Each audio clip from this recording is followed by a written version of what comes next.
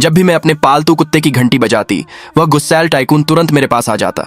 ऐसा सिर्फ इसलिए था क्योंकि मैं एक टॉप डॉग ट्रेनर थी और कुत्ता कितना भी गुस्सैल क्यों ना हो, वह हमेशा मेरे सामने नरम हो जाता था। जब तक कि एक दिन एक अमीर औरत मेरे पास नहीं आई और मुझे हैरानी हुई कि वह असल में चाहती थी कि मैं उसके बेटे को ट्रेन करूं। उसने मुझे बताया कि उसके बेटे के इमोशन बहुत अस्थिर थे और वह अनगिनत डॉक्टरों के पास जा चुकी थी, फिर भी कोई उसे ठीक नहीं कर सका। मैंने उससे कहा कि मैं सिर्फ कुत्तों को ट्रेन करती हूँ, लेकिन अमीर औरत पेमेंट के तौर पर सोने के कई बड़े डिब्बे ले आई, यह देखकर कि मैं कितना पैसा कमा सकती हूँ।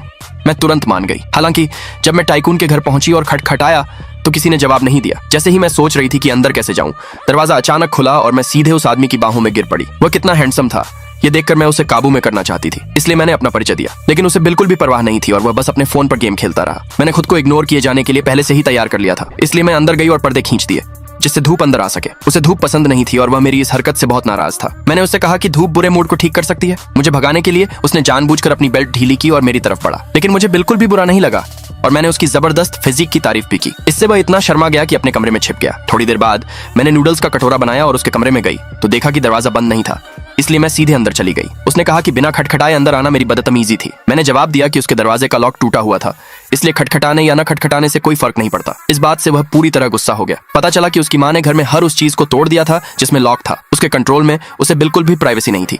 उसने गुस्से में कहा कि वह मेरे बनाए कुछ भी खाने के बजाय मरना पसंद करेगा, लेकिन एक डॉग ट्रेनर होने के नाते मुझे ऐसे हालात संभालने का अनुभव था, तो मैंने घर में सारे स्नैक्स छिपा दिए और फिर उसे एक शेड्यूल पर खाना खिलाना शुरू किया। हर बार खाने के समय मैं घंटी बजाती थी। पहले दिन उसने मना किया, मैं गुस्सा नहीं हुई। खाने का समय बीत जाने के बाद मैंने बस खाना हटा दिया। 2 दिन ऐसा करने के बाद वह आखिरकार भूख बर्दाश्त नहीं कर सका और अपने कमरे से बाहर आ गया। मुझे एहसास हुआ कि पहला कदम सफल हो गया था और ट्रेनिंग का अगला कदम भरोसा बनाना था। मैं उसके सामने बैठी और कहा कि जब तक वह ठीक से खाएगा मैं उसके दरवाजे का लॉक ठीक कर दूंगी। ये सुनकर उसने मुझे घूरा। उसका एक्सप्रेशन देखकर मैं उसके सिर पर थपथपाने से खुद को रोक नहीं पाई। जब वो अपने कमरे में वापस आया तो उसे लगा कि उसका दिल तेजी से धड़क रहा है। थोड़ी देर बाद मैंने वादे के मुताबिक दरवाजे का लॉक ठीक कर दिया और चाबी भी उसे दे दी। उस रात उसने मेरी बात मानकर अपना खाना खाया। खाने के बाद वह यह भी चाहता था कि मैं फिर से उसके सिर पर थपथपाऊं। आगे की स्टोरी के लिए मुझे फॉलो करें।